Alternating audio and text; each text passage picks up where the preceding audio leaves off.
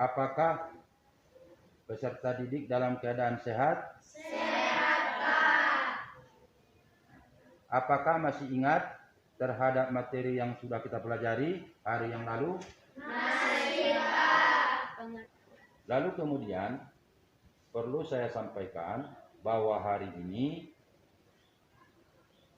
kita perlu terus menegakkan tentang protokol kesehatan sebagai salah satu bentuk upaya kita untuk ikut mencegah penyebaran COVID-19. Oleh karena itu, kepada setiap siswa diwajibkan untuk mencuci tangan, memakai masker, dan menjaga jarak. Sesuai dengan materi yang akan kita pelajari adalah menyangkut masalah proses penyusunan peraturan perundang-undangan di Indonesia. Dari kompetensi dasar adalah menunjukkan sikap disiplin dalam menerapkan aturan sesuai dengan nilai-nilai yang terkandung dalam tata urutan peraturan perundang-undangan nasional. Sedangkan tujuan pembelajaran yang akan kita capai ada 4. Yang pertama, untuk mengetahui tentang pengertian peraturan perundang-undangan nasional. Yang kedua, untuk memahami tata urutan peraturan perundang-undangan di Indonesia. Yang ketiga, untuk menganalisis sikap disiplin sesuai dengan peraturan perundang-undangan di Indonesia. Yang keempat, untuk menganalisis perbuatan yang dilarang dan yang dibolehkan menurut peraturan perundang-undangan. Nah, saya meminta kepada salah satu sekretaris kelas untuk menyampaikan apakah siswa dalam keadaan hadir semua. Bahwa semua siswa hadir berjumlah 14 orang dengan 8 perempuan dan 6 laki-laki. Ya, untuk memimpin doa bersama. Doa dimulai. Proses penyusunan peraturan perundang-undangan di Indonesia. Yang pertama adalah proses penyusunan Undang-Undang Dasar tahun 1945.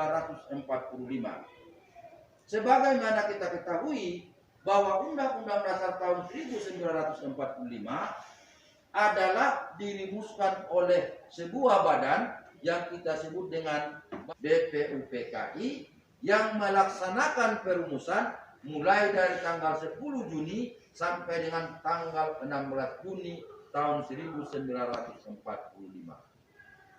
Sesudah BPUPKI menyelesaikan tugasnya, lalu kemudian dibubarkan, maka dibentuklah Panitia Persiapan Kemerdekaan Indonesia.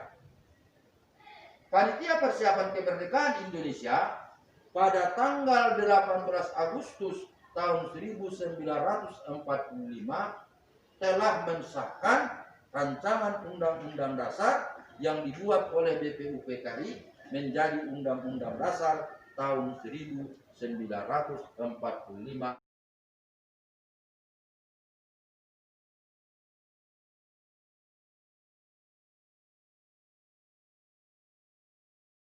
Proses penyusunan TAP MPR adalah di mana TAP MPR tersebut ditetapkan oleh anggota MPR melalui rapat paripurna sesuai dengan tata tertib MPR.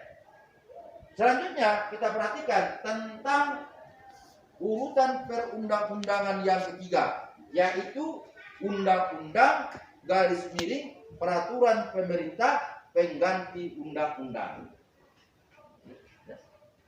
Adapun proses penyusunan undang-undang dapat kita lihat sebagai berikut.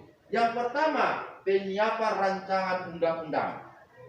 Kemudian rancangan undang-undang tersebut diminta persetujuan kepada DPR. Lalu kemudian sesudah mendapat persetujuan dari DPR, selanjutnya akan disahkan atau ditandatangani oleh Presiden, lalu kemudian diundangkan. Selanjutnya kita perhatikan Perpu. Perpu seperti yang kita sampaikan adalah memiliki kedudukan yang sama dengan undang-undang. Akan tetapi Perpu sesuai dengan ketentuan pasal 22 Undang-Undang Dasar tahun 1945 adalah dibuat oleh Presiden dalam keadaan hal ihwal kegentingan atau keadaan darurat. Kita lihat selanjutnya proses pembentukan peraturan pemerintah. Yang pertama yang harus dilakukan adalah penyiapan rancangan peraturan pemerintah. Selanjutnya adalah meminta pertimbangan hukum dari Menteri Hukum dan HAM. Kemudian selanjutnya adalah penetapan dan pengundangan. Selanjutnya nomor 5, proses penyusunan peraturan presiden. Peraturan presiden ada 2 macam. Yang pertama sifatnya menetapkan, yang kedua adalah sifatnya mengatur. Yang keenam, proses penyusunan peraturan daerah baik provinsi, kabupaten maupun kota. Proses penyusunan peraturan daerah diawali dengan untuk membuat rancangan raperda oleh gubernur, bupati, atau wali kota untuk mendapat persetujuan dari DPRD.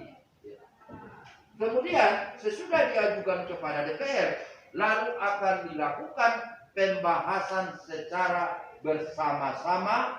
Apabila DPRD menyetujui terhadap raperda yang diajukan oleh gubernur atau bupati atau wali kota, maka berarti raperda tersebut lalu kemudian diserahkan kepada gubernur atau bupati atau wali kota untuk disahkan menjadi peraturan daerah dan kemudian diberlakukan.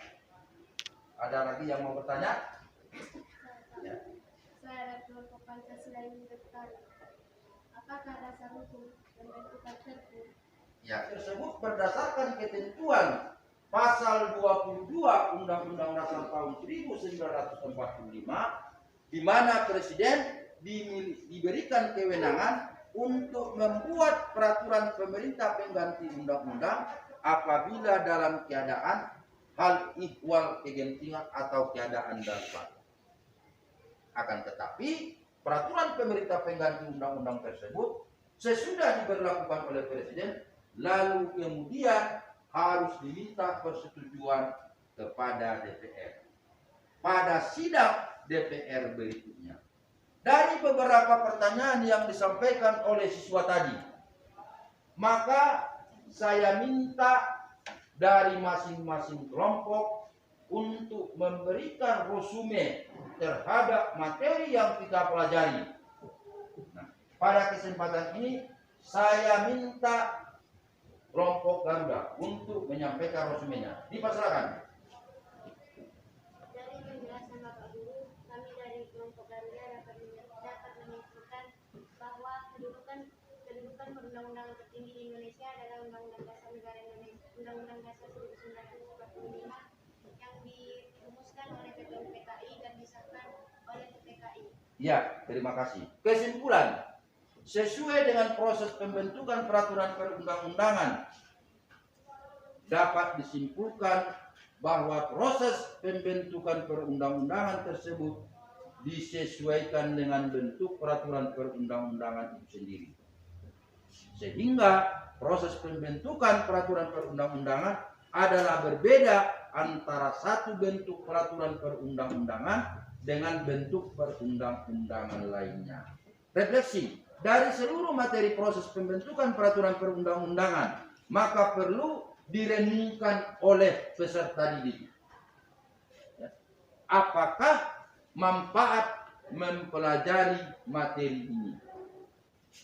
Selanjutnya, apakah yang dapat dipahami oleh peserta didik dari materi ini?